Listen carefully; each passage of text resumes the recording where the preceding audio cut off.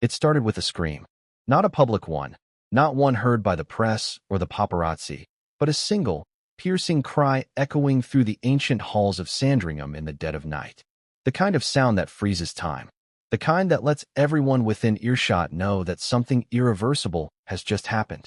Before we continue, please hit the like button, subscribe to the channel, and turn on the notification bell for updates. For centuries, the royal family had lived with the illusion that their walls could protect them from scandal, from scrutiny, from tragedy. But on that foggy winter night, even those thick stone walls couldn't hold back the sound of heartbreak. What if one ordinary drive through the quiet Norfolk countryside turned into the darkest night the royal family has faced since Diana's death? What if the man behind the wheel, the one trusted to protect Prince William, paid with his life for something far more sinister than a mechanical failure? Because here's the truth no one saw coming. The crash near Sandringham wasn't supposed to happen. And when investigators reached the twisted wreckage, there was one disturbing detail they couldn't explain. One that even King Charles himself reportedly demanded be kept secret. But let's start from the beginning. It was just after 10 p.m. The royal estate was blanketed in an eerie stillness. Only the faint chirp of crickets, the occasional hoot of an owl, and the distant hum of a Range Rover engine cutting through the darkness. Inside that vehicle sat one of the most loyal men to ever serve the royal household, a man who'd driven Prince William for nearly a decade. He wasn't just a driver. He was practically family. Eyewitnesses described the night as foggy but calm. The motorcade, a two-vehicle convoy, was returning from a private charity dinner. No flashing lights, no fanfare, no cameras. Just routine. That is, until one of the vehicles suddenly veered off the road near the sharp bend leading to the main estate. Within seconds, everything changed. The first call came through the royal switchboard at exactly 10:42 p.m. The operator's voice trembled as she spoke the words no one ever wants to say. There's been an accident. The car's overturned.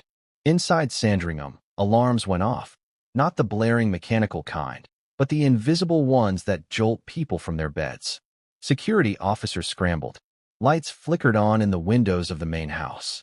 Within minutes, Prince William himself was awake, pacing, calling, demanding answers. But none came fast enough. Outside, emergency crews rushed toward the estate.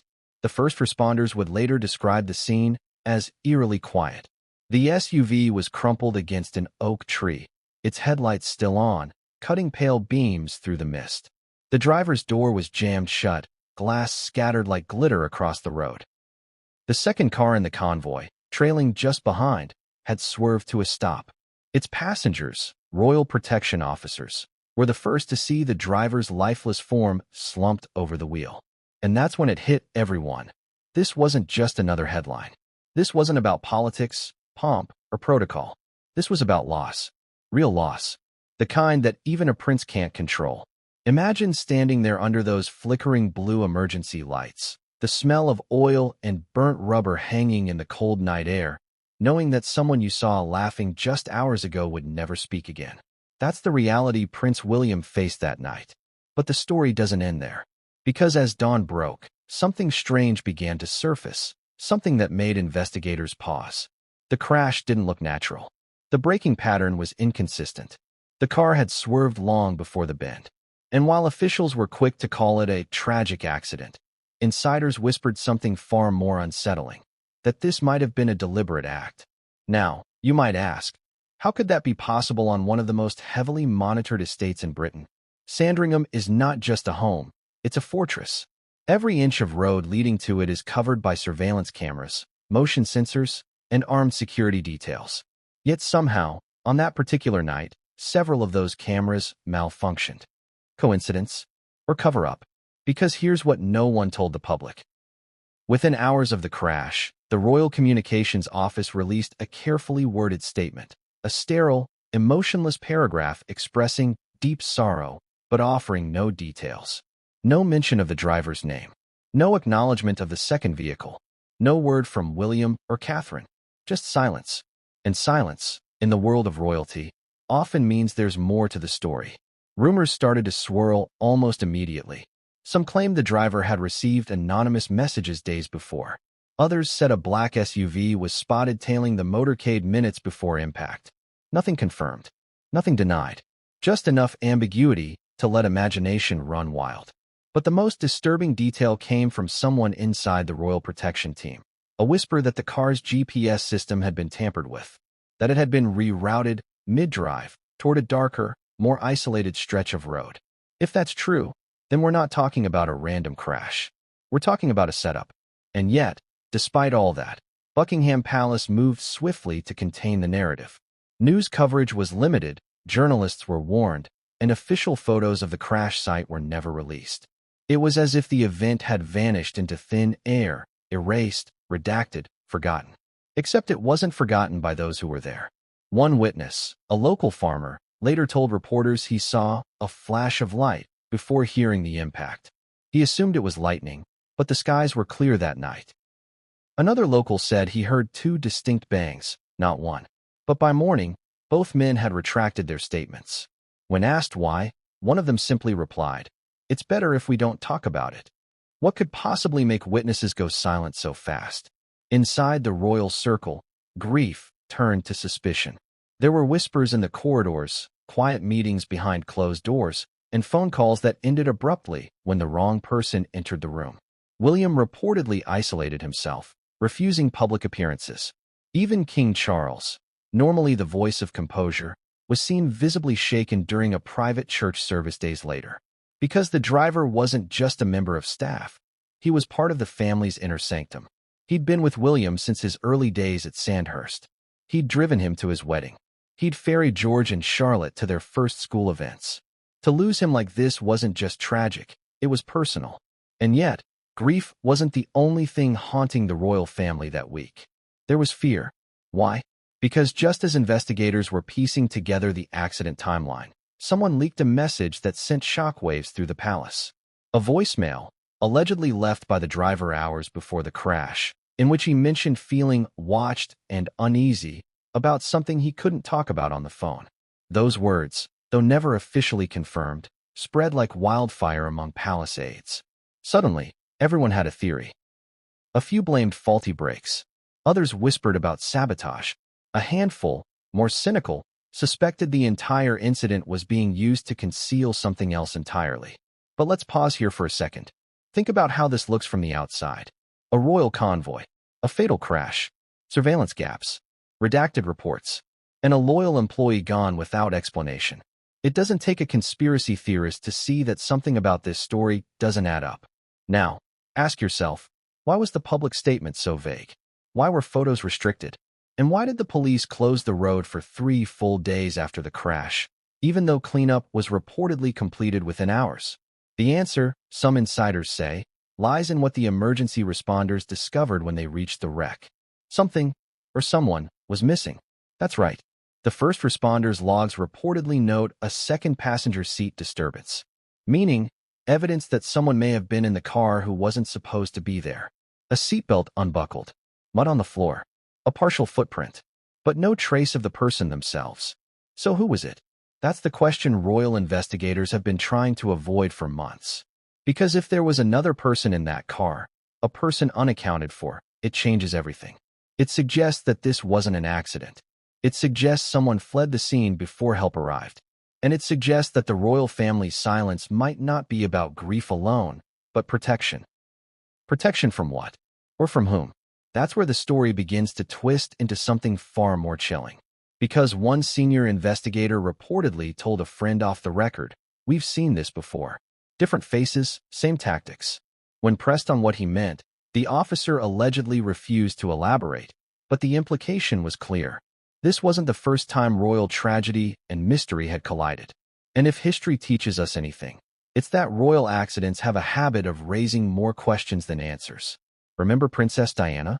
Officially, an accident. Unofficially, a lifetime of speculation. Now, decades later, another crash, another loss tied to the royal family, has reopened wounds that never truly healed. But here's the difference this time. There's a pattern emerging, a shadow network beneath the surface of royal life. And the crash at Sandringham might be the first crack in the facade that reveals it. So as the royal family retreated behind palace gates, as press statements turned colder and vaguer, as the public laid flowers outside Sandringham's entrance, the real question lingered in the air like the morning mist. Was this the tragic death of a loyal servant, or the first warning shot in a much larger storm? Because the deeper you dig into that night, the clearer it becomes. Nothing about it was simple. Not the route, not the timing, not the silence that followed.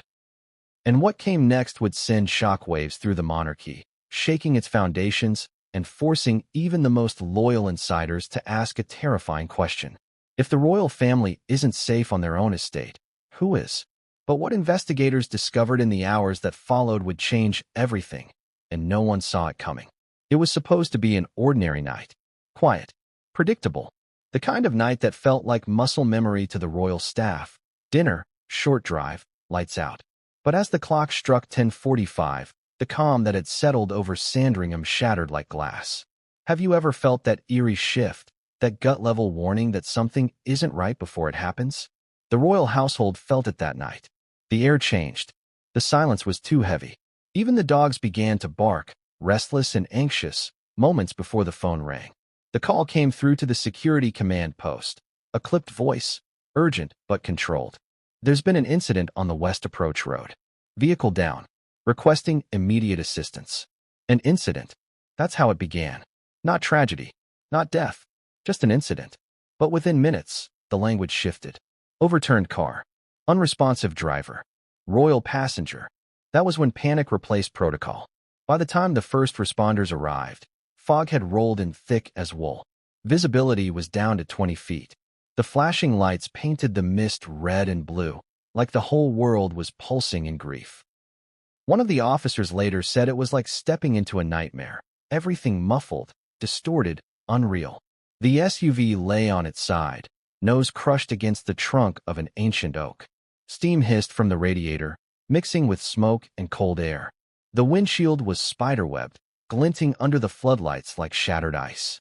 It took the team several long minutes to pry open the door, and when they finally did, they were met with silence. No engine noise. No movement. Just the soft crackle of the radio still playing faintly in the background. Classical music, ironically calm.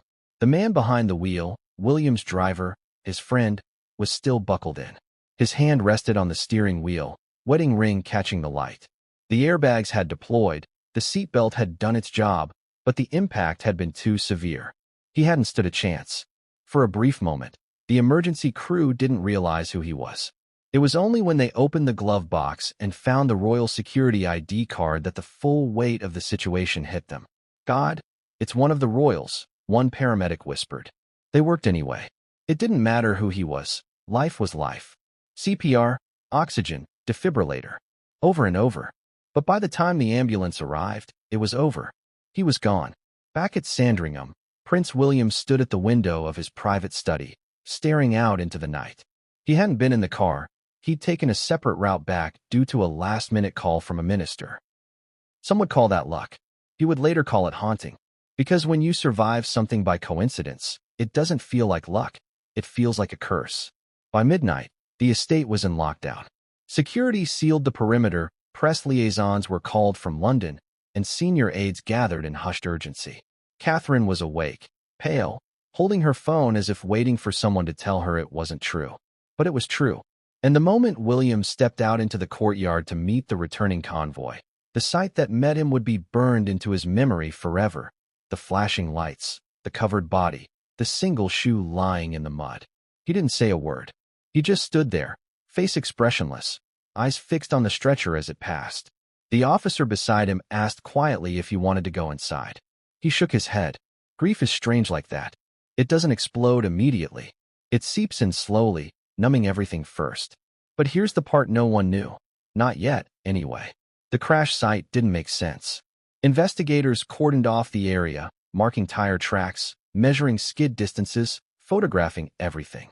Normally, in a high-speed collision, the vehicle leaves a clear trail of braking marks, rubber burns, or swerves. But in this case, there was something off. The brakes appeared to have been applied long before the bend. Too early, as if the driver had seen something ahead. Or someone. And there was another oddity. A missing fragment of the front bumper, cleanly torn away, found several meters down the road. Experts later said it looked like an impact with another vehicle, except no one had reported another car, or so they said.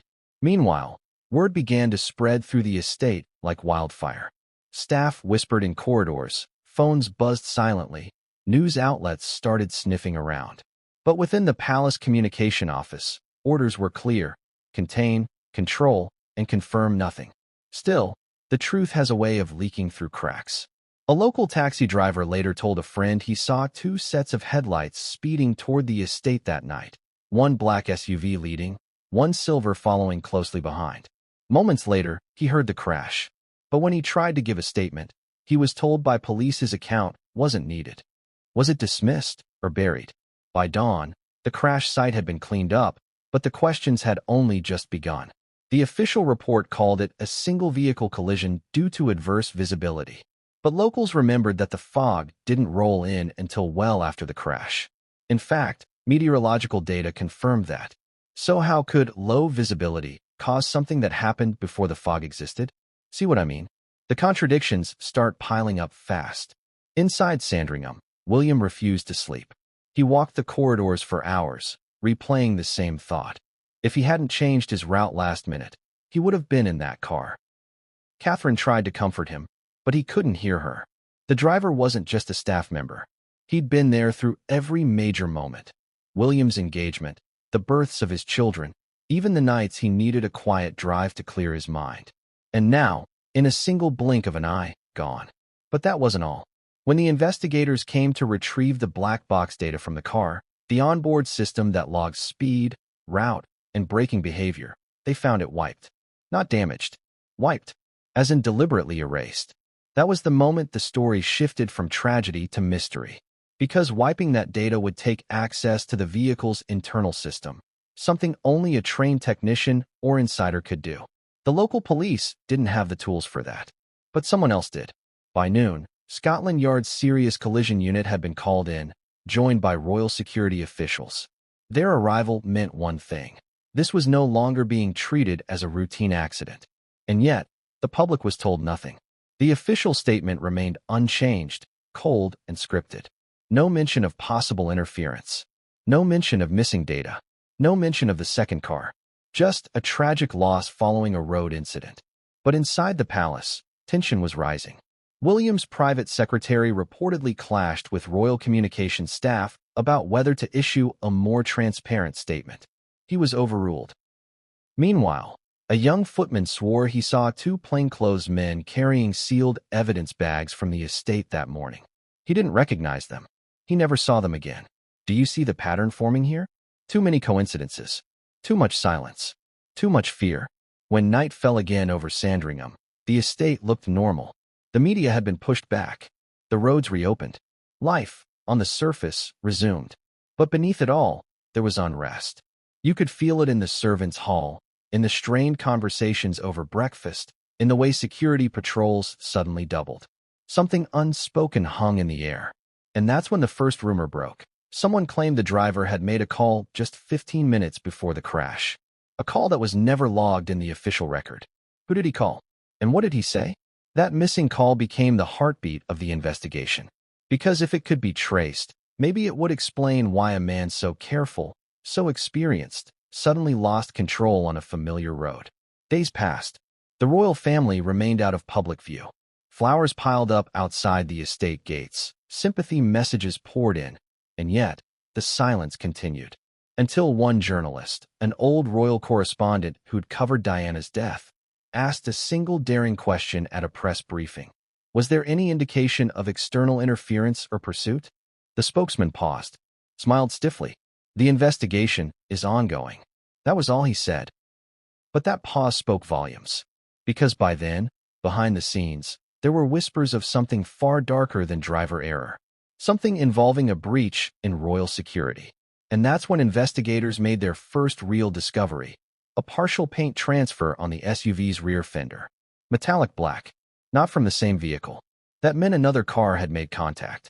A bump? A scrape? A push? Nobody knew for sure. But the evidence was there, no matter how quietly they tried to hide it. The local police chief, when questioned weeks later, dismissed it as inconclusive. Yet leaked internal emails revealed he'd written to colleagues calling it significant. Why the contradiction? Why the cover-up? Because it wasn't just a crash scene anymore. It was a royal security failure. And that meant consequences, media frenzy, political fallout. The kind of scandal that could shake the monarchy's image at its core. He wasn't supposed to be the story. He was supposed to be invisible, a quiet presence in the background of royal life, steady hands on the wheel, a calm voice in a world of protocol and pressure. But in the aftermath of the crash, the man behind the wheel became the center of a mystery that stretched from the heart of Sandringham to the gates of Buckingham Palace. Everyone knew him simply as Rob. Robert Hensley, 54 years old, father of two, husband to a schoolteacher, and the man Prince William trusted with his life. For over a decade, Rob had been more than a driver. He'd been a confidant, a companion on long drives to royal engagements, a silent witness to the private moments no one else ever saw. And yet, the closer investigators looked into Rob's life, the stranger things began to appear. It started with his file, the royal employment record. Everything was spotless.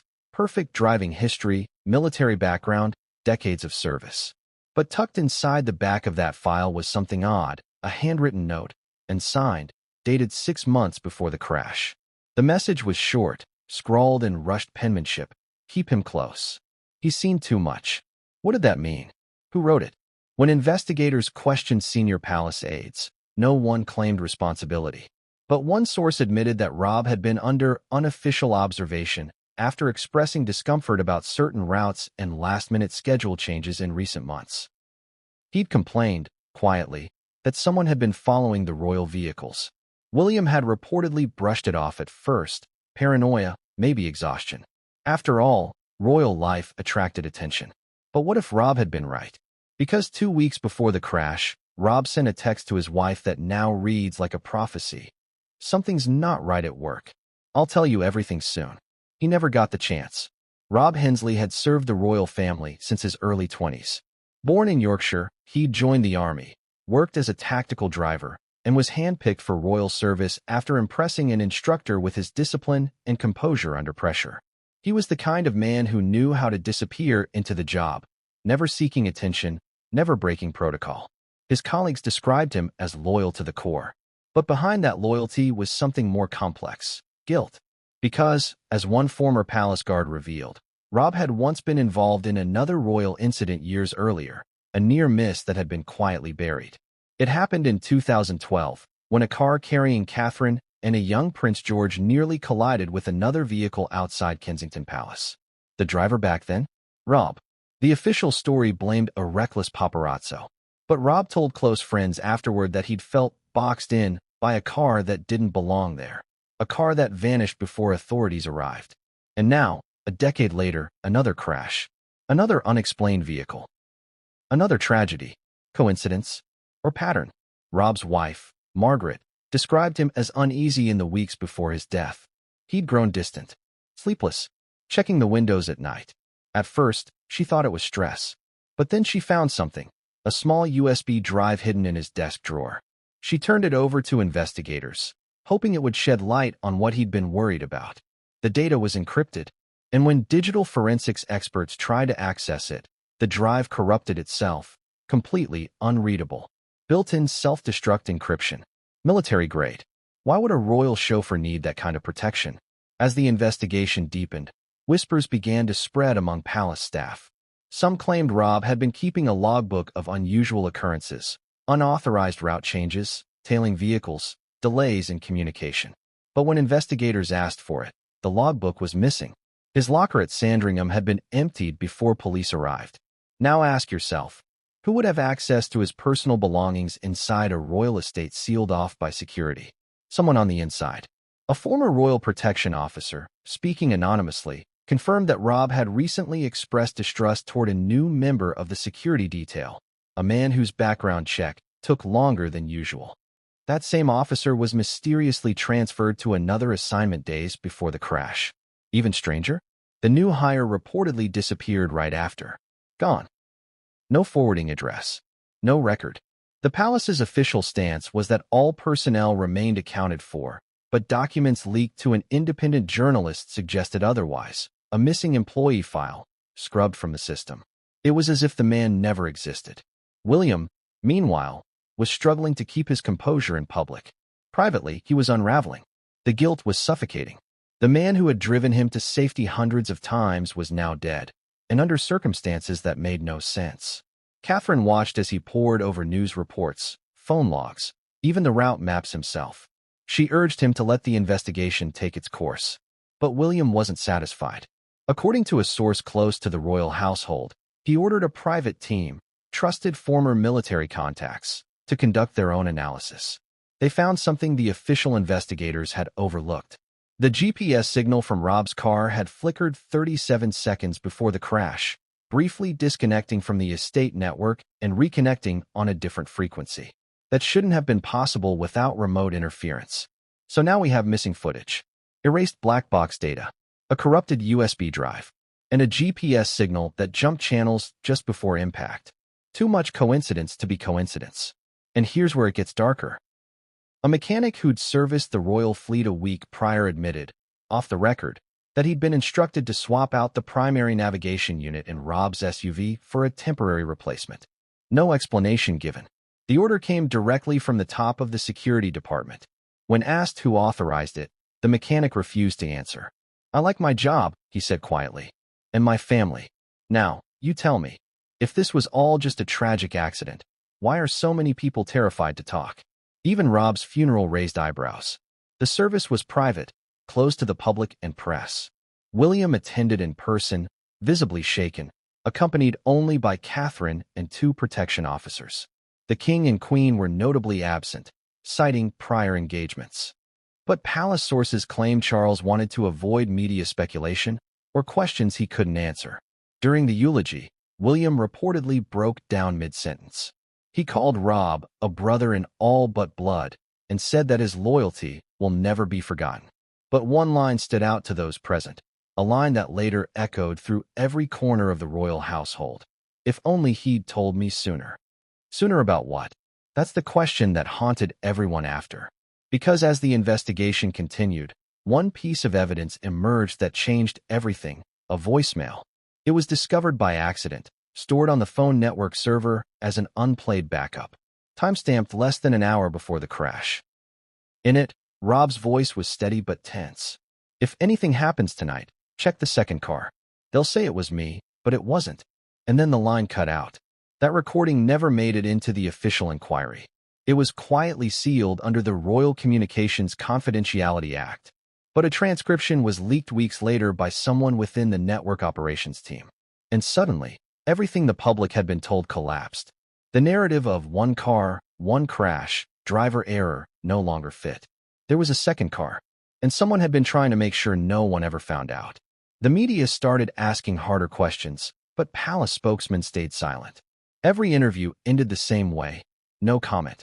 Yet behind the curtain, William's private inquiry had found even more disturbing details. The second vehicle wasn't just a random car. It belonged to a private security firm with government contracts. A firm known for high-risk extraction operations. What was such a company doing near Sandringham at midnight, without clearance, during a royal motorcade? When William confronted the head of royal security, he was met with deflection. "There's more at play here, sir," was the vague response. "You don't want to open that door." But William wasn't backing down. "That man died for me," he reportedly said, "and I'll open every door I have to." Meanwhile, Rob's widow began receiving anonymous messages, simple, typed emails with no sender address. One of them read, "Stop asking questions." Another said, "He knew the risks." She handed them over to authorities, but no sender could be traced. The psychological pressure was enormous. Within weeks, she left their home and moved in with her sister, fearing for her safety. The royal household expressed sympathy, but offered no help. If anything, they distanced themselves further. The official inquest dragged on for months, full of contradictions and sealed testimony. But for those who'd been paying attention, the truth had already begun to leak through the cracks. Rob Hensley wasn't just a victim of circumstance. He was a man who had stumbled into something he shouldn't have seen, something that made him a target.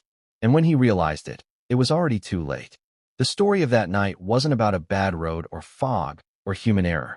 It was about a loyal man who'd been trapped between duty and danger. And as the palace tried to bury his memory under press statements and polite condolences, someone inside the royal circle was quietly trying to bring his story back to light. A former security officer who'd known Rob for years reached out to William's private team with a message: "You need to see the crash report again. Look at the timestamps." They did, and what they found would rip open the entire case. Because between the last GPS ping and the crash impact, there was one more transmission. 1 second-long encrypted signal bouncing between Sandringham's communications tower and an unidentified receiver miles away. Someone had been watching. Someone knew exactly when to strike. And that someone was still out there. But who? That's where the story turns from tragedy into conspiracy. And it begins with what the investigators discovered next at the crash site, hidden in plain sight.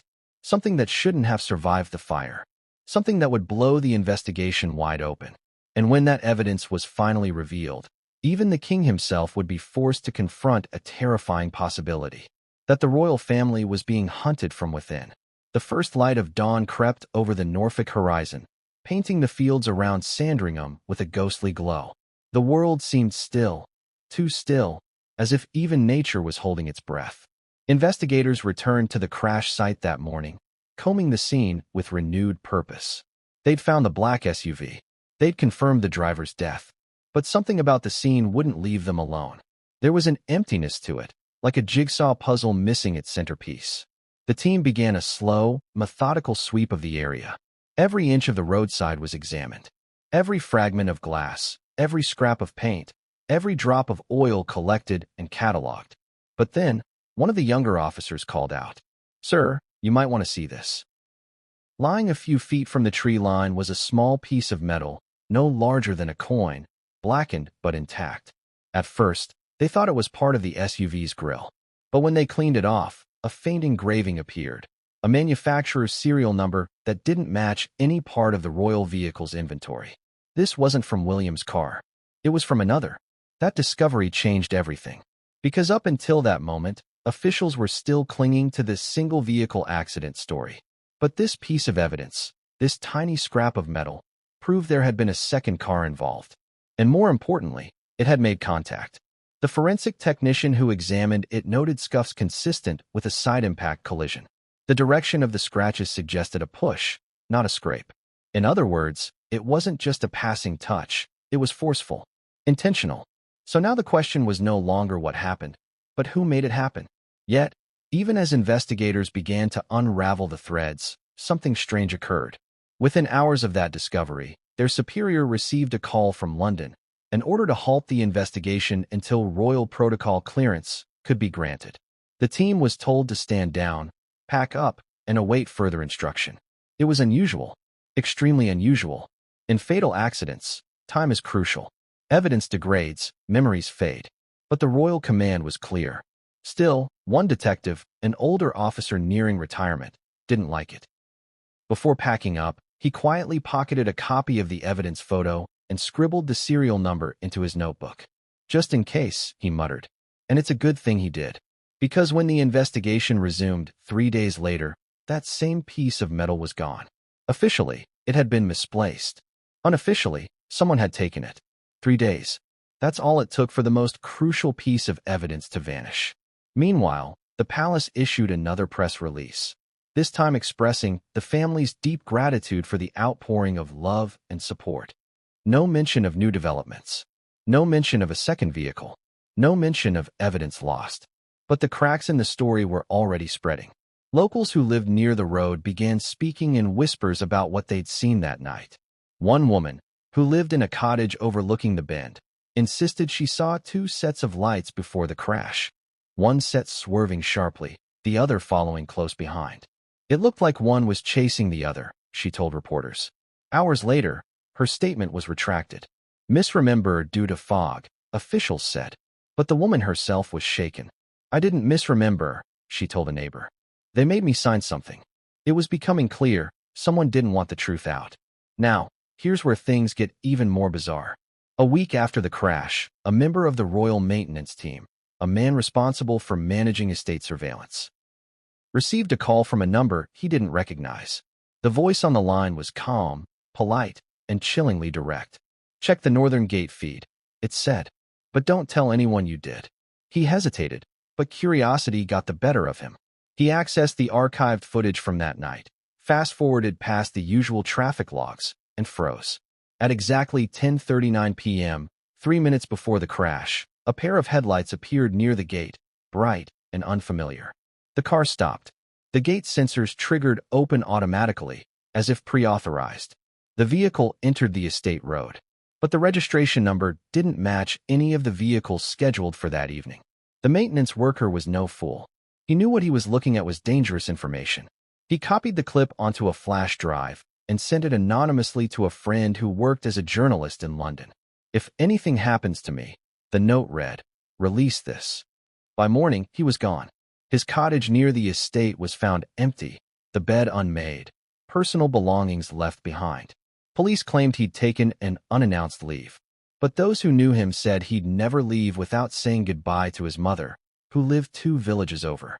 Another disappearance. Another silence.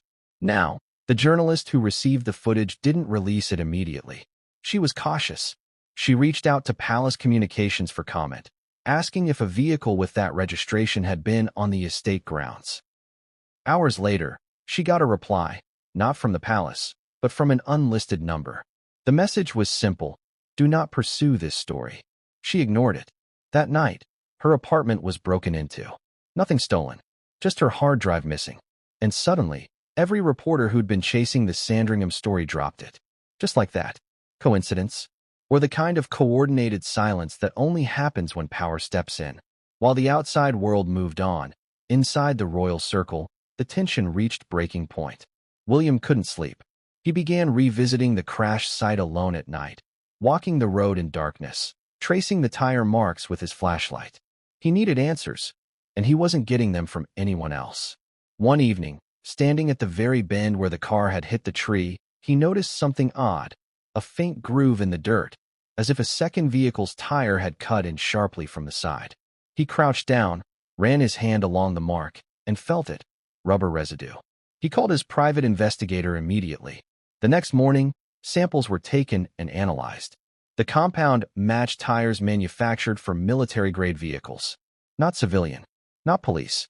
So what was a military-grade vehicle doing on private royal grounds that night? The official story was beginning to collapse under its own weight. And then came the next revelation, the autopsy. The pathologist's preliminary report concluded that Rob Hensley died on impact. But the toxicology screen raised questions. Traces of a sedative, lorazepam, were found in his bloodstream. Not enough to knock him out completely, but enough to dull reflexes and slow reaction time. He wasn't known to take medication. No prescription was recorded. So either he took it unknowingly, or someone gave it to him. And that's when William reportedly lost his composure. In a private meeting with senior advisors, he slammed the report onto the table and said he was set up. But saying it and proving it were two different things. The official inquiry still refused to acknowledge any foul play. The phrase "mechanical failure" remained in every statement. The palace wanted closure. William wanted justice. But there was one man, one veteran detective, who refused to let it go. The same officer who'd copied the serial number of the missing metal fragment. He quietly began digging into the records, cross-referencing that number with UK automotive databases. After weeks of searching, he found a match. The part belonged to a specialized model, an armored vehicle manufactured by a defense contractor known for supplying both the British government and private international clients. The model? The Voss Sentinel 9. And guess who owned 3 of them under private lease? A security firm contracted by the royal household for external surveillance and estate perimeter support. In other words, the royal family's own hired protectors might have been involved in the very crash that killed William's driver. The implications were explosive. The detective brought his findings to a superior. Hours later, his office was searched, and his badge was suspended pending misconduct review. Another loose end, tied up neatly. Meanwhile, whispers began to circulate about a possible accidental interception, that the secondary car was running a covert protection sweep and misjudged proximity. It was the first time anyone from inside had even hinted at another vehicle being present. But that phrasing, "misjudged proximity," was telling. It sounded like an excuse crafted by a committee of lawyers. And still, no one dared speak the name of the security firm publicly. But make no mistake, William knew. And he was furious. Because this wasn't just about one man's death anymore. It was about betrayal from within. That name changed everything. It wasn't an outsider. It wasn't some faceless corporation or rogue operative. The registration on the black SUV, the one identified as tailing the royal convoy, the one linked to the mysterious fragment of military-grade metal, was tied to a subsidiary company. And that subsidiary was owned, indirectly, by a foundation managed by a member of the royal household. Not an aide, not a security chief, a blood relative. The report landed on William's desk like a grenade.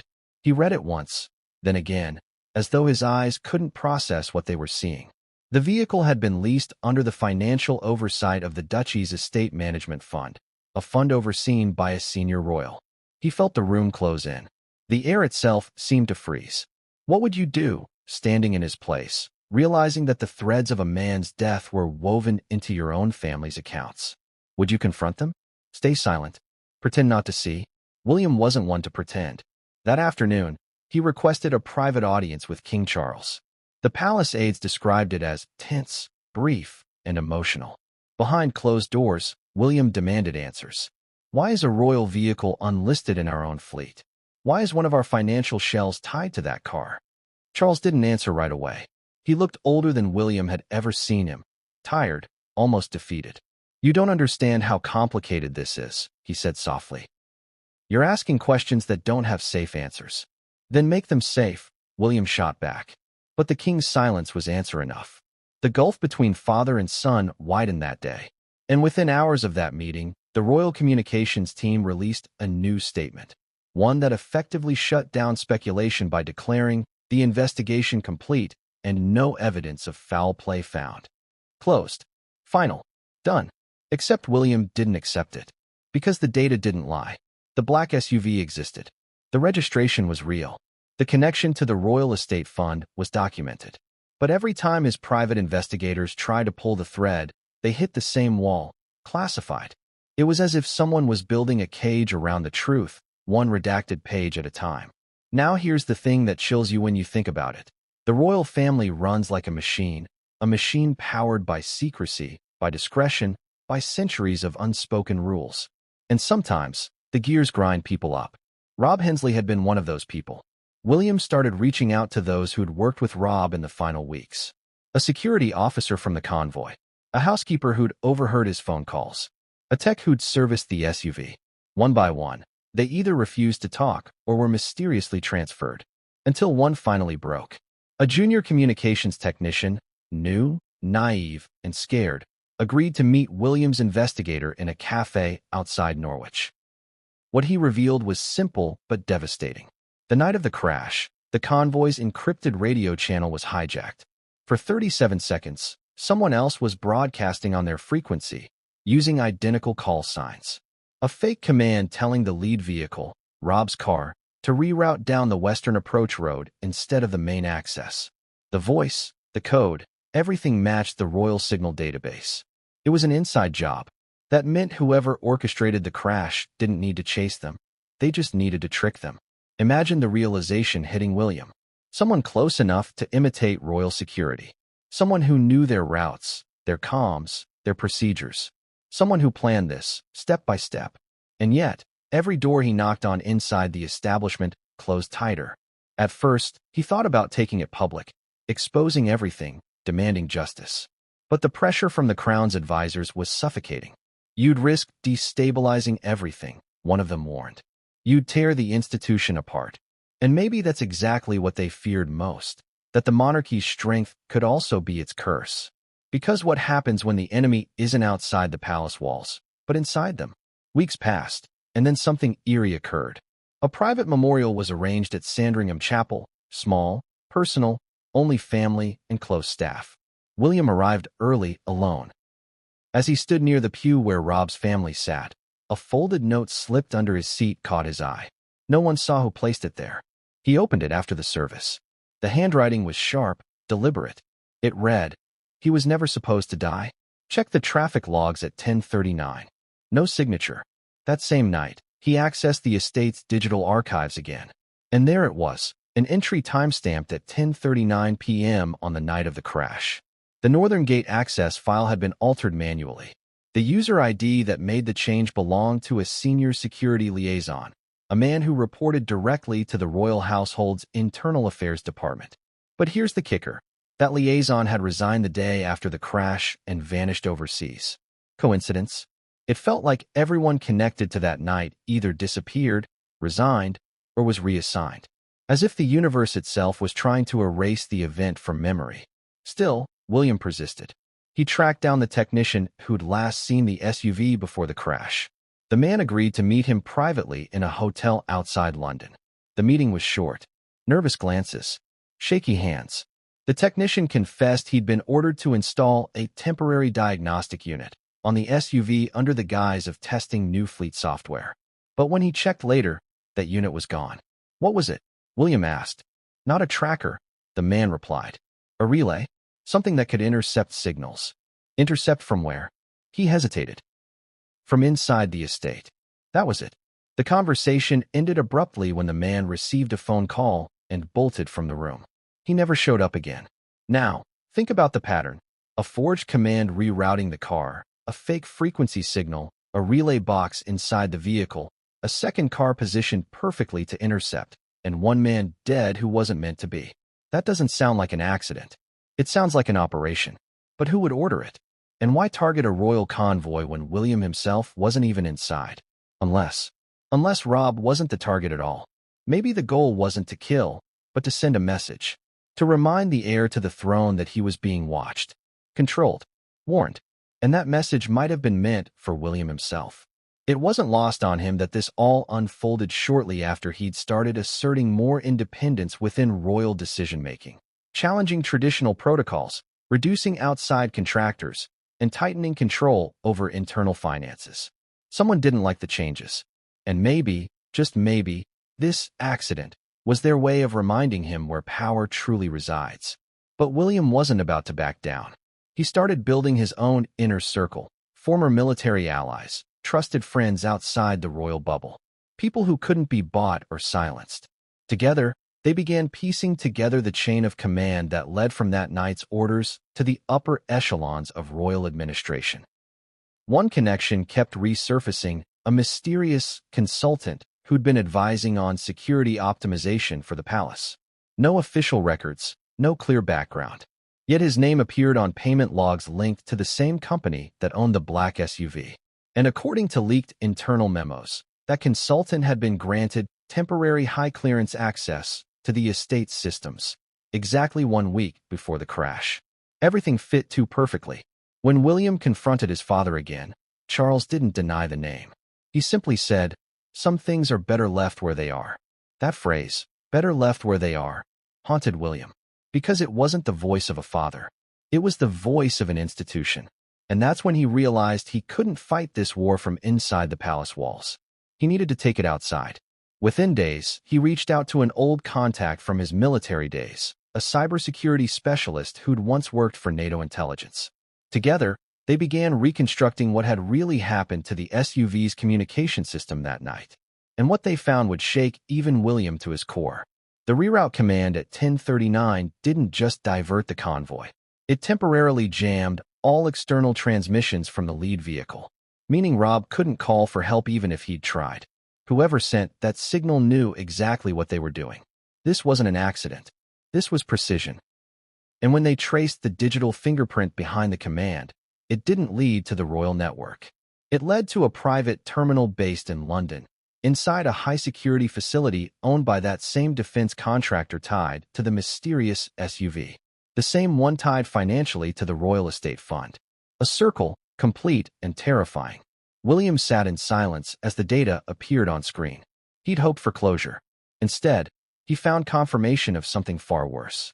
Someone had used the monarchy's own money, its own resources, to orchestrate a deadly operation, and now, every trace of it was being buried beneath the weight of royal secrecy. The worst part? The man responsible was still on the payroll. And he wasn't finished yet. Because just as William began preparing to go public, an anonymous message arrived in his private inbox. For words. No signature. Don't make his mistake. He stared at it for a long time. Was it a warning? A threat? Or both? Either way, it confirmed one thing. The people behind this weren't done watching. And the next move they made would prove just how far they were willing to go to keep their secrets buried forever. Because the next revelation didn't come from William's team. It came from a leak. One that would drag the entire monarchy into the glare of public suspicion. And when that leak hit the press, the world stopped. The story broke just before sunrise. One headline, 5 words, splashed across every major network in Britain. Leaked report exposes Sandringham cover-up. The world woke up to chaos. The report, sent anonymously to several journalists overnight, contained internal memos, photos from the crash site, and correspondence between senior royal advisors. It detailed what officials had fought so hard to keep quiet. A second car, a forged reroute order, and the mysterious disappearance of evidence. The public reaction was immediate and ferocious. Social media erupted with fury, hashtags trending within minutes. Hashtag Sandringham Files, hashtag Justice for Rob, hashtag Royal Deception. For the first time since Diana's death, the monarchy faced a credibility crisis of this scale. The same words echoed in headlines around the world: cover-up, betrayal, royal secrets. And in the middle of it all stood Prince William, caught between duty and truth. When the story reached him, he was already awake, pacing his study. His private investigator had warned him the leak was coming, but not from whom. The files matched documents his own team had seen, but not released. Someone on the inside had gone rogue. William's phone rang non-stop. Charles, palace aides, government liaisons, but he didn't answer. Instead, he turned on the television and watched the news like everyone else. The footage of flashing blue lights at Sandringham replayed on loop. Images of the crash site. Shots of Rob's smiling face from old charity events. And commentary that cut deep. Who benefits from keeping this secret? What else are they hiding? Has the royal family lost control of its own house? Every question was a knife. At Buckingham Palace, the King's press secretary went into full crisis mode. Official statements were drafted, lawyers were called, and the royal website crashed under the weight of public traffic. Behind the scenes, staff whispered that Charles was livid, not at the media, but at his son. The rift between father and son, already raw, was now a chasm. According to palace insiders, Charles believed the leak could only have come from someone within William's circle. He's lost control of his team, the king reportedly said. He's put the crown at risk. But William knew differently. The leak wasn't about betrayal, it was about exposure. Someone wanted the truth out, even if it meant detonating the monarchy from the inside. And maybe that was the only way it could ever come out. The leak's most explosive section wasn't the accident itself, it was the appendix. Buried at the end of the file was a scanned copy of a classified communication from the Royal Security Directorate to an unnamed defense contractor. It read, in part, containment protocol active. Incident deemed necessary collateral to prevent further breach. Necessary collateral. Those 2 words hit like a thunderclap. They implied that Rob's death wasn't an accident. It was an accepted outcome, a sacrifice made to prevent something worse. But what was worse than killing an innocent man to protect a secret? William couldn't shake that phrase. It echoed in his mind as he stared at the printed document on his desk. Necessary collateral. Collateral for what? Hours later, as reporters surrounded palace gates, a spokesperson delivered a stiff statement. His Majesty the King and the Prince of Wales are united in their grief. The recent reports contain inaccuracies and speculation that distort the truth of this tragic event. But the tone was defensive, too defensive, and it only fanned the fire. Outside Sandringham, mourners gathered again, laying flowers with handwritten notes that read, "We remember the truth, and he deserved better." Meanwhile, inside those same walls, a war was brewing. The Prime Minister reportedly requested an emergency briefing. Scotland Yard's Serious Crimes Division reopened the case, citing newly surfaced evidence. And intelligence agencies quietly began their own inquiries, because if a defense contractor had manipulated royal systems, national security was now at stake. For the first time, even the government seemed unwilling to protect the monarchy's veil. Behind closed doors, Charles met with his most trusted advisor, Lord Holbrook. "We can't stop the investigation," Holbrook warned. But we can shape it. Shape it, the king repeated, his voice low. Control the narrative before it controls us. But control was already slipping away. In London, protesters gathered outside the palace, holding signs that read "Truth over tradition" and "No more secrets." The air crackled with anger and betrayal. At the same time, William's private team uncovered something buried within the leaked files that no journalist had noticed. A list of encrypted phone numbers contacted the night of the crash. One of them traced back to a secure line within the royal estate's own communications wing. Another, chillingly, led to the private office of a senior member of parliament with close ties to the royal household. And one final number, unregistered, international, was traced to a satellite link off the coast of Norway. Why Norway?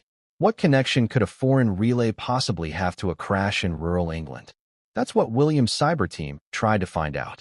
When they decrypted fragments of data, they uncovered something shocking. A single transmission sent seconds before the crash, containing GPS coordinates, vehicle ID, and a two-word confirmation code. Command received. Someone had been giving orders from afar. Someone had orchestrated the crash in real time. The implications were staggering.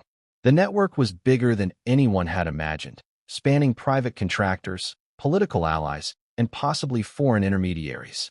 The royal family wasn't just covering up a death. They were entangled in an operation that crossed borders, power structures, and loyalties. The monarchy wasn't being protected. It was being manipulated. When William presented these findings to Charles, the king's reaction wasn't shock. It was resignation. "You don't understand," Charles said quietly. "There are things older than us, older than the crown. You think you're fighting for justice, but you're pulling at threads that hold the whole country together." William's response was almost a whisper. "Then maybe it deserves to come undone." The room fell silent. Because that was the moment the heir to the throne effectively declared war on the system he was born to inherit. Days later, in a bold move, William invited investigators from Scotland Yard and MI5 to review his private data findings, without palace oversight. It was unprecedented. The leak had already forced the palace into transparency, but this was rebellion. And as agents pored over the data, one detail emerged that made even the most seasoned officers go pale. The second vehicle's license data, the one registered under the royal subsidiary, had been manually reissued 5 days after the crash. In other words, someone had reactivated the same plate number for a new vehicle. When police tracked it, they found it stored in a secure hangar at an airfield near Cambridge, owned by that same defense firm. Inside the vehicle's trunk was a small black device, shielded by lead casing. When investigators opened it, they found a damaged transceiver and a flash drive. The data on it was encrypted, labeled SEN Watch, Phase 2. Phase 2. Whatever had happened at Sandringham wasn't over. It was only the beginning. William's team barely had time to process the discovery before another blow hit. One of his closest aides, a man who'd been helping manage the private investigation, was found unconscious in his car. No signs of struggle. No toxins detected. Cause of death, undetermined. Too neat. Too clean. Too convenient. The press called it tragic coincidence. William called it what it was, warfare. From that moment, he went silent publicly. No statements. No appearances. Only whispers of what was happening behind palace walls. But according to one insider, William had made up his mind. He wasn't going to let his driver's death vanish into history. He wasn't going to let those responsible sleep easy. And so, he prepared a move no one expected. A move that would take him out of England entirely, and straight into the heart of the mystery itself. Because that final satellite signal traced to Norway wasn't random. It was the key. And what William discovered there would change everything the world thought it knew about the monarchy, the crash, and the shadow network pulling the strings behind both. But the moment he set foot on that frozen soil, he'd realized something chilling. He wasn't the only one who'd come searching. The icy wind that swept across the Norwegian coastline cut like glass, howling through the docks of Tromsø as the royal jet touched down under the cover of darkness. The world didn't know Prince William had left England. The palace had issued a statement saying he was on private retreat, following the emotional strain of recent events. But the truth was far from retreat. It was a pursuit. William had come to Norway because of that signal, The mysterious satellite transmission that had bounced from the Sandringham crash site to a remote outpost in the Arctic Circle. If someone was orchestrating events from afar, this was where the trail led. And this time, he wasn't alone. His private investigator, a former intelligence officer named James Beckett, was waiting for him on the tarmac. Beckett was one of those men who always looked like he'd been awake for 3 days. Unshaven, sharp eyes, permanently suspicious of everything. He'd served with William years ago during joint training exercises and had since become his quiet shadow, the man who did the things royal protocol didn't allow. The signal bounced off a restricted network, Beckett said, his breath visible in the freezing air. Civilian cover, military origin. We traced the last active node to an old satellite monitoring station on the coast. Decommissioned years ago, officially. Officially, William echoed. Which means it's still active. Beckett nodded.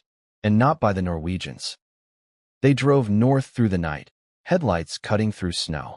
The road twisted through silent fjords and frozen pines until a cluster of concrete buildings emerged on the horizon, gray, abandoned-looking, fenced off with rusted wire. A weather-beaten sign read, Polaris Research Facility, closed since 2009. Except it wasn't closed. Warm light spilled from one of the upper windows. The closer they got, the clearer it became. This wasn't a ruin. Fresh tire tracks, recent footprints, satellite dishes pointed toward the stars. Someone was still watching. Inside, rows of computer terminals hummed quietly. Cables snaked across the floor, and the walls were plastered with maps. Europe, the UK, the North Sea. In the center of the room, a single monitor flickered with the familiar coordinates of Sandringham. This is it, Beckett whispered. This is where the signal came from. But then, a sound, a door creaking down the hall. William froze. Someone else was here. Footsteps echoed, measured, deliberate. A man appeared in the doorway, wearing civilian clothes but carrying himself with unmistakable authority. Early 60s, silver hair, posture straight as a rifle. I thought you might come, he said, his accent unmistakably British. William stepped forward, heart hammering. Who are you? The man smiled faintly. Someone who's been cleaning up royal messes longer than you've been alive. Beckett's hand drifted toward his coat pocket. The man noticed and raised a hand. No need for that. I'm not your enemy, Captain Beckett. Or yours, your Royal Highness. But you've walked into something that was never meant for you to see. Then tell me what I've walked into, William demanded. Tell me why a member of my staff is dead. Why my convoy was targeted. Why my family's money is funding this. The man's expression hardened. Because you opened the wrong doors. Your driver stumbled across something he shouldn't have. Something that predates even your father's reign. What are you talking about? The man sighed, glancing toward the glowing monitor. The crown runs on perception, not power. For centuries, there's been a network. Off books, silent, loyal to stability above all else. Governments change, monarchs rise and fall, but the machine keeps turning. It protects the institution, no matter the cost. You mean you protect secrets? William shot back. Even if it means killing for them. The man didn't flinch.